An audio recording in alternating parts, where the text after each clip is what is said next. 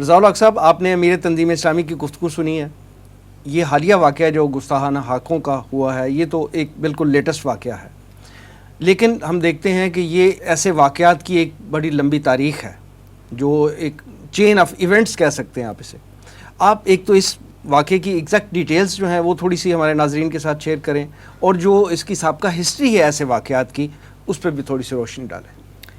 بسم اللہ الرحمن الرحیم. بہت شکریہ وسیم صاحب. جس طرح کہ امیر تنظیم اسلامی نے بہت ڈیٹیل کے ساتھ اس بات کا ذکر کیا کہ یہ کس قدر ایک اندوہناک واقعہ ہے مسلمانوں کے لیے، اور جتنا دکھ مسلمان اس چیز کے اوپر محسوس کر سکتا ہے کوئی دوسرا محسوس نہیں کر سکتا. جی. اس کو جتنا کنڈیم کیا جائے وہ کم ہے، اس میں کوئی شک نہیں. اب جہاں تک واقعات کا ذکر ہے تو ویسے تو میڈیا کے اوپر اور مختلف اخبارات میں بھی اور چینلز کے اوپر یہ جو پورا واقعہ تھا اس کی تفصیلات سامنے آ چکی ہیں، لیکن مختصراً ایک اس کا اجمالی تذکرہ کر دیا جائے تو کوئی اس میں حرج نہیں ہے. جی. دیکھیے، یہ جو سیمیول پیٹی ہے، یہ ملعون جس کو جہنم واصل کیا گیا، یہ 47 سالہ ایک ٹیچر تھا فرانس کے ایک مڈل اسکول کہہ لیں یا ہائی اسکول کہہ لیں وہاں پہ. اور یہ 2015 میں جب چارلی ہیبڈو نے گستاخانہ خاکے شائع کیے تھے تو اس کے بعد سے لے کے ہر سال یہ کیا کرتا تھا کہ جو اسٹوڈنٹس اس کی کلاس میں ہوتے تھے ان کو فری ایکسپریشن کے نام پر، یعنی فریڈم آف ایکسپریشن کے نام پر ان کو کہا کرتا تھا کہ میں یہ پرنٹ کر کے گستاخانہ خاکے تمہیں دکھا رہا ہوں اور یہ فریڈم آف ایکسپریشن ہے، اور تم نے اگر یہاں بیٹھنا تو بیٹھو، نہیں بیٹھنا تو چلے جاؤ یہاں سے. مسلمانوں کو بھی کہا کرتا تھا، اور اس کو لوگ سمجھاتے رہے مسلمان. یہ 4-5 سال سے یہ واقعہ ہو رہا تھا. اس کے علاوہ بھی اس کی ایسی حرکتیں تھیں. اس کے اسٹوڈنٹس بھی انوائٹ تھے، بہت انوائٹ تھے، اور بہت سارے لوگوں نے، پیرنٹس نے بھی اس کے اوپر اعتراض کیا تھا کہ ایسی حرکتیں کیوں کر رہا ہے. بہرحال پھر یہ ہے کہ اس طرح کے جب لوگ حرکت کرتے ہیں تو پھر اسلام کے کسی جان نثار کا جو خون ہے وہ کھولتا ہے. تو اسی طرح عبداللہ کے ایچ بعد میں لگایا جاتا ہے کیونکہ وہ چچن آبا و اجداد تھے. عبداللہ کہتے ہیں عبداللہ. وہ 100 کلومیٹر کے فاصلے سے آیا اور اس نے آ کر ایک واقعاتی تسلسل ہے، اس کے بعد اس کو گھیر کر یہ سیمیول پیٹی ملعون تھا، اس کا سر تن سے جدا کر دیا، اور جو ایسے شخص کی سزا ہوتی ہے وہ اس کو دے دی. اچھا، اب یہ معاملہ جو تھا اس میں ایک چیز تو یہ سمجھنے والی ہے کہ یہ جو سیمیول پیٹی جو بھی واقعات کر رہا تھا کہ اپنی کلاس روم کے اندر گستاخانہ خاکے لوگوں کو دکھا رہا تھا، اس میں ایڈمنسٹریشن مکمل طور پہ اس کی بیکنگ شامل تھی. اسکول کی ایڈمنسٹریشن، اس کے پرنسپل اور اس کے باقی بورڈ آف گورنرز جو ہوتے ہیں وہ.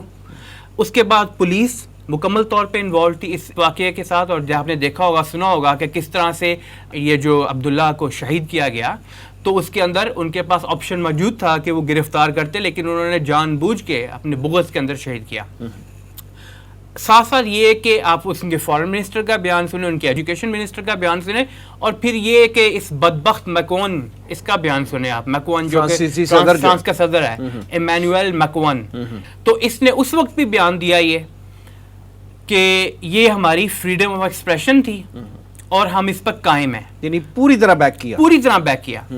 اور پھر اس کے فوراً بعد، یعنی ایک دن کے بعد، فرانس کے اندر ان کی جو سبون یونیورسٹی ہے وہاں پہ ایم پی تھیٹر میں 400 لوگوں کو اکٹھا کیا، اور سب سے بڑا سویلین جس کو وہ آنر کہتے ہیں، ہم تو ڈس آنر کہتے ہیں اس چیز کو، سویلین ایوارڈ سب سے بڑا لیجن آف آنر جس سے وہ کہتے ہیں فرانس کا، وہ اس شخص کو، اس ملعون کو دیا گیا، سیمیول پیٹی کو. اور وہاں پہ 15 منٹ کی تقریر کی، اور بار بار اس کے جو کافن تھا اس کو اشارے کر کے کہتا گیا کہ تم ہمارے ہیرو ہو، تم نے یہاں پہ جو فریڈم آف ایکسپریشن کے لیے جو بھی کیا وہ ہماری قربانی دی، اور ایسے کیا اور ویسے کیا. اور پھر اس کے فوراً بعد سرکاری سطح پہ، جیسا کہ امیر تنظیم اسلامی فرما رہے تھے کہ سرکاری سطح پہ بلاسفیمی، یہ فرسٹ واقعہ ہے شاید ہماری اس ماڈرن ہسٹری کے اندر. ویسے تو بیکنگ رہتی ہے، ڈنمارک کی بھی رہتی ہے سرکاری سطح کے اوپر، لیکن وہ بیہائنڈ دا کرٹن رہتی ہے.